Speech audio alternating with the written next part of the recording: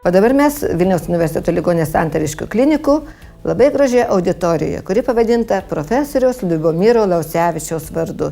Ir galbūt simboliškai, kad toje auditorijoje mes kalbame apie stresą, kadangi profesorius Laucevičius visada sakydavo, kad stresas yra labai žalingas žmogaus sveikatai o geros emocijos stiprina žmogaus sveikatą. Tikriausiai apie stresą privalo žinoti visi gydytojai ir ne tik gydytojai, bet ir žmonės.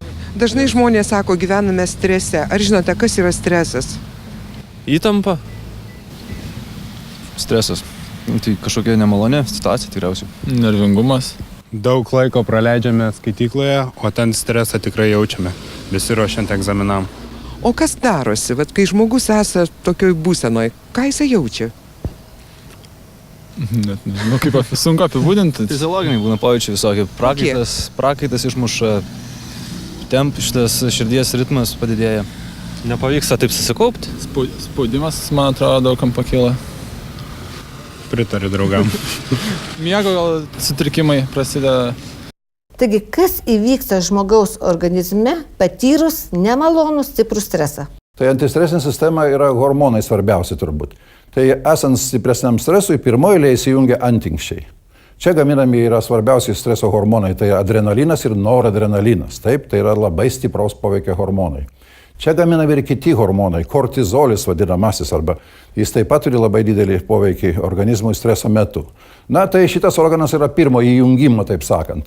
Toliau įsijungia virškinimo trakto kasos hormonai endokrininiai. Taip, tai yra gliukagonas, toks hormonas, kuris labai padidina gliukozės kiekį kraujyje. Jis yra taip pat labai svarbus. Jeigu stresas yra sunkesnis ir ilgesnis, jame dalyvauja ir skydliaukės hormonai. Nes skydliaukės hormonai, tiroksinas visiems gerai žinomas, jis taip pat turi didelį poveikį organizmui, organizuodamas visas mūsų energetinius resursus, organizuodamas darbą organizmo. Taip, kad suteikiama daug energijos.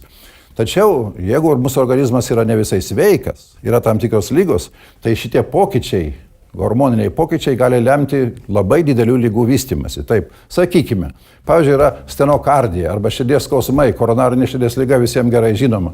Streso metu esami pokyčiai gali pervesti tą būklę arba į stenokardijos paūmėjimą, arba į miokardo infarktą. Tai labai neigiamas stresas.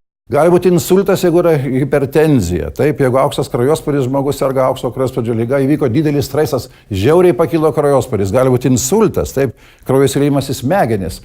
Tokios sunkios lygos gali būti. Taip, kad todėl stresas yra labai stengtis, kad jisai nepereitų į tą nevaldomą būklę, ekstreminę būklę. Taip pat reikėtų tą pacientą kažkaip tai raminti arba jam pačiam priemonės vartoti savo įprastinės. Tada jis galėtų iš tos būklės išeiti greičiau. Stresas nėra geras poveikis organizmui.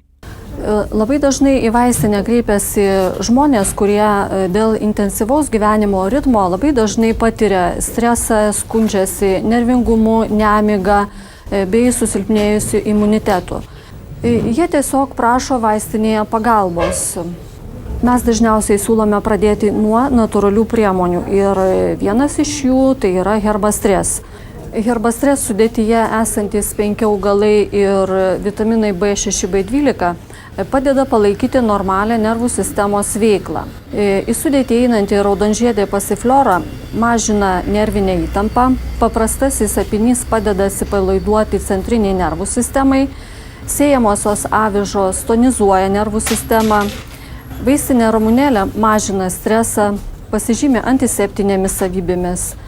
Eleuterokokas šalina fizinį protinį nuovargį, didina organizmo atsparumą, subalansuoja kitų augalų raminamąjį poveikį. Vitaminai B6 ir B12 būtini įprastai nervų sistemos veiklai, nes patiriant stresą šių vitaminų organizmui reikia daugiausiai.